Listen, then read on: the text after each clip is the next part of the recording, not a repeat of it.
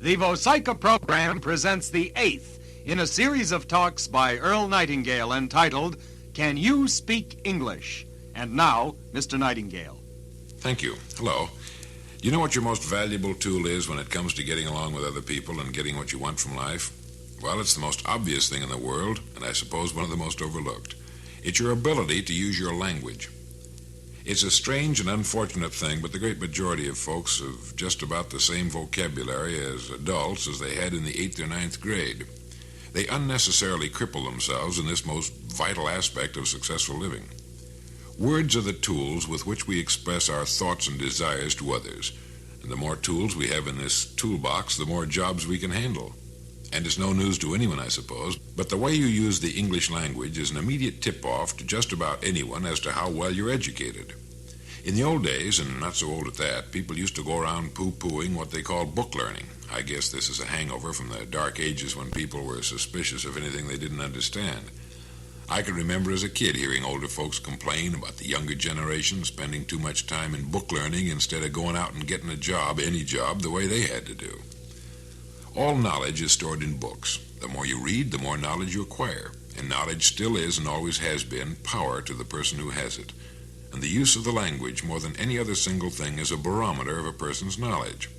One time at a leading Eastern university, they gave a vocabulary examination to the graduating class. Then they kept track of them.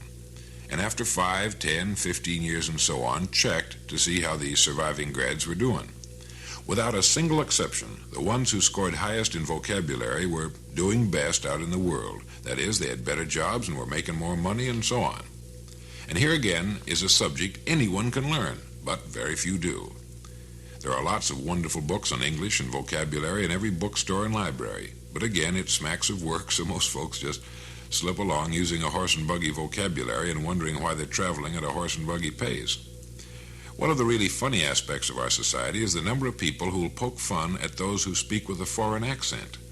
Whenever you hear a foreign accent, it means the person can speak at least 2 languages. The ones who laugh as a rule can't even speak their own, and have a vocabulary you could toss into the ear of a gnat. If you'd like to improve your vocabulary, simply get a good book on English, a good dictionary, and make sure you know the pronunciation key and what the little symbols mean, and then study the language an hour a day and read a lot. Whenever you come to a word you're not sure of, look it up and then write it down along with its meaning. Usually this will help you remember it.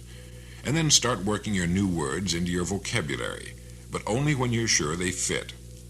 For an American to not know his language is just like a plumber who doesn't know what his tools are for.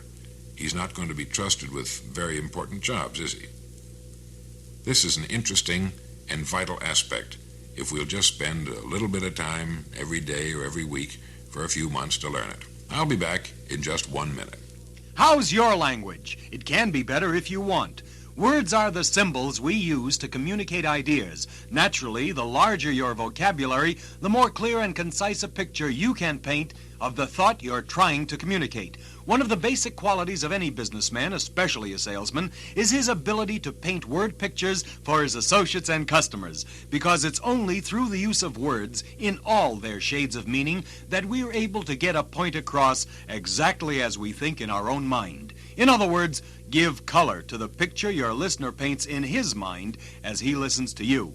Follow Earl's advice. Read a lot. Look up new words, then use them every day. You'll soon feel more confident, be more easily understood, and take a giant step on your road to success. Speak not in fuzzy black and whites, but make your word pictures technicolor. Know your language. Now, here's Earl. If a person would just set aside 1 hour a day for study, 6 days a week, it would come to 312 hours a year. You know, it wouldn't take long to be an expert at just about anything with that kind of a program, would it? And the time will pass anyway, whether we use it or not. Thank you.